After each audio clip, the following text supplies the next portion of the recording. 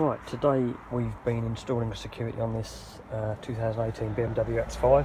We put thinkware cameras front and rear, and alarm immobiliser, tracking system, text on alarm trigger and driver recognition. So we unlock the vehicle using the BMW key, enter the vehicle.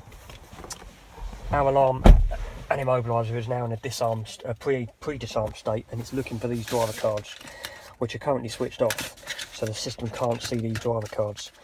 If the system doesn't see the driver cards within 25 to 30 seconds, the vehicle alarm will trigger. The engine will be immobilised all the time it's looking for the cards, and until it sees the cards. See, now we're not getting any vehicle start. So there we go, we can hear the alarm trigger now.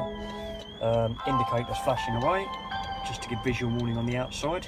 Regularly format memory card for data integrity. Excuse the thinkware camera button in there. Now if I introduce an ADR card by simply turning it on, our alarm is disarmed, our immobiliser is deactivated, and the car now starts.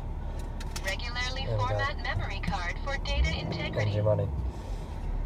So that's it. The idea of that is, if somebody steals your BMW key, they can't disarm our alarm and immobiliser without also having one of these cards present.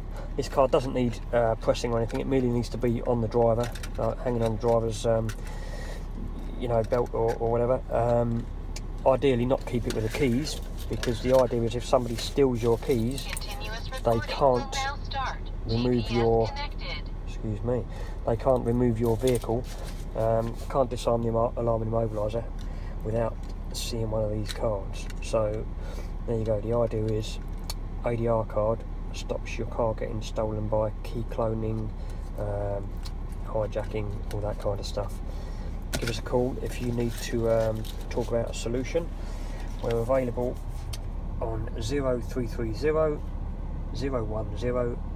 0506, or get in touch via our social media, etc. Thanks for watching.